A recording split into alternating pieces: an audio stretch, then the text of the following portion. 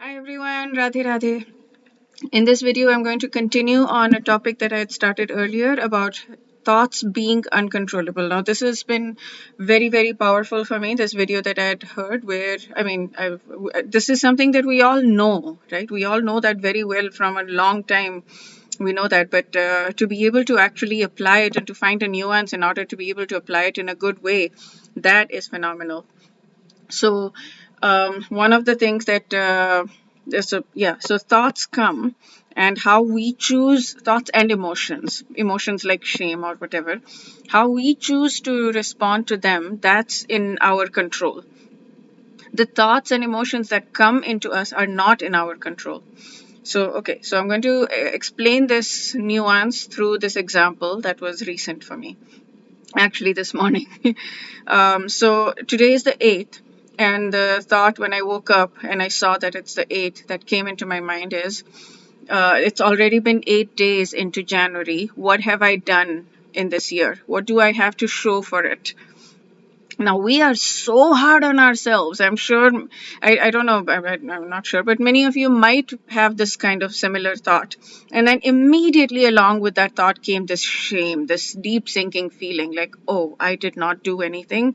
What do I have to show for this year? This year is going to be the same as the rest years, and of the years, nothing is going to happen. I'm not going to make much progress. And now, I'm not going to be successful. Now, the question is, what is your definition of success, anyways? That's a whole other topic. But that shame, the thought and the shame that happened, and then I felt shame for the thought as well, like, oh, I'm having these thoughts and I'm still having these thoughts, and I've been trying to switch my thoughts for years and years, and I've been trying to be positive, and I'm still having these thoughts. And so it just went down in that, and then I caught it and I was like, no, this is not. So these thoughts and this shame is meant by the false ego to keep us down, to keep us low, to not do anything more. I know, I don't know why the ego wants us to do that, but it's true. And it's everybody, every one of us has to work through this in a very intense way in order to get over these thoughts and this feeling of shame.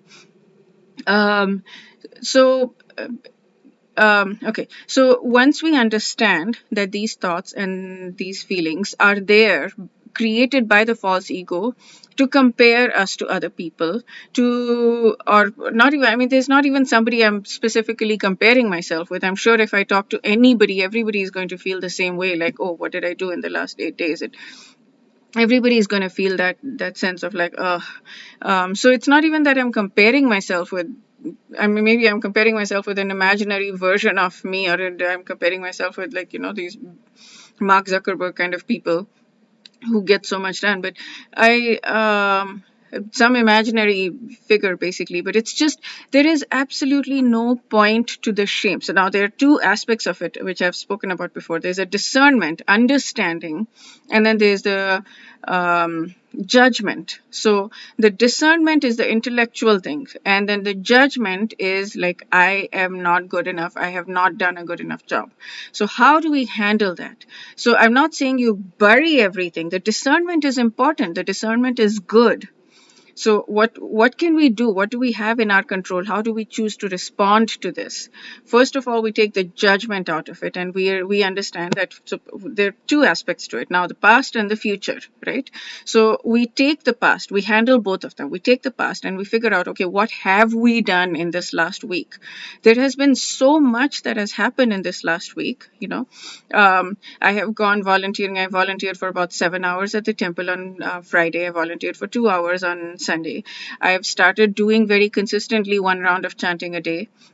No matter what, I'm doing that. And then yesterday on Sunday, I was actually able to do 7 rounds continuously. And it wasn't too difficult. It was a little difficult, but it wasn't terribly difficult. So that's a huge progress, right? That's not nothing. That's not by any means nothing.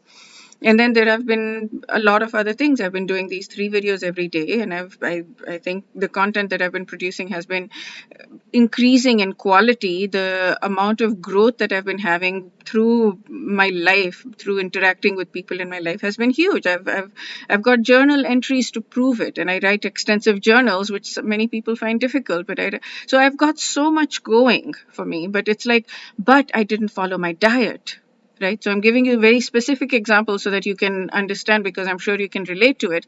Like, I did all of this good stuff, but I didn't follow my diet, but I wasn't very precise in the things that I wanted to achieve last week. I was a little bit more go with the flow kind of thing. I wasn't like planned with exactly what I want to do. Okay, so that's these two things. Like, oh, but I didn't follow my diet. Okay, what can I do today? So now I'm going to, that's the past. So you take the things, so you handle the past by making either mental note or written note, like depends on what you do. I just took a mental note right now, but a written note really helps to list down. And when you start listing down, you're like, okay, I have done a lot in this last week. You like really spend some time to think about what I did, and that will help you get over your shame, because the most important thing is to get into a good emotional state right now. And what will help you get in a good emotional state right now, you figure out on your own.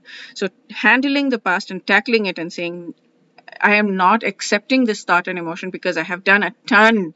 I have grown a ton. And this just in this last week, I've grown a ton. I've done a ton. I've done whatever, all of that. You take care of the past, because every one of us is going to be able to talk about what we have done, because we have done something in the last 7 days. Now the future.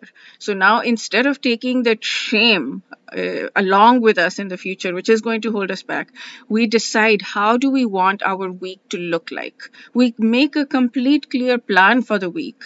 I mean, I'm a go with the flow person. I don't do plans and timetables and all of that too much, but like overall, what do I want to achieve during the week? I want to do my diet. Yes. Okay, so how can I focus on my diet so that I'm a little bit more focused this week on my diet than I was last week. And it doesn't matter, like the thoughts that comes, like, oh, I've not been able to do it for the last 46 years of my life. How am I going to be able to do it now? Like that kind of thing. No, you simply focus on what can I do this week. That's it. That's the only thing to focus on. And what do I want this week?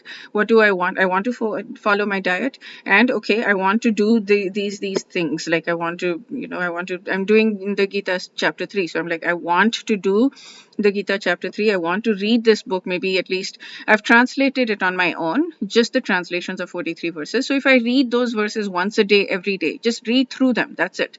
That will be phenomenal. And then if I can listen to maybe one lecture a day or something, like, add things that I want to do to my plan, and have a very clear plan, so that at the end of the week I know exactly what I did and I didn't do, and I'm setting myself up for success by making a plan, by thinking, so that I'm not just going with the flow. So yeah, making a plan is important, but it's not, I mean, I don't always, I very frequently just go with the flow, and in the morning I will ask myself, what do I want to achieve today, or what do I want to do today, rather than to do a weekly plan. But if these thoughts are coming, then yeah, maybe I can do something about it, and maybe I can plan.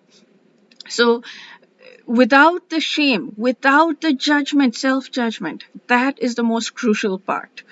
These thoughts of, oh, I have not done anything, they are completely useless. They do not help in any way. That shame, that feel, it pulls us down so badly. It's very, very highly unhelpful, and it's actually toxic for ourselves, and we're just feeding ourselves with more.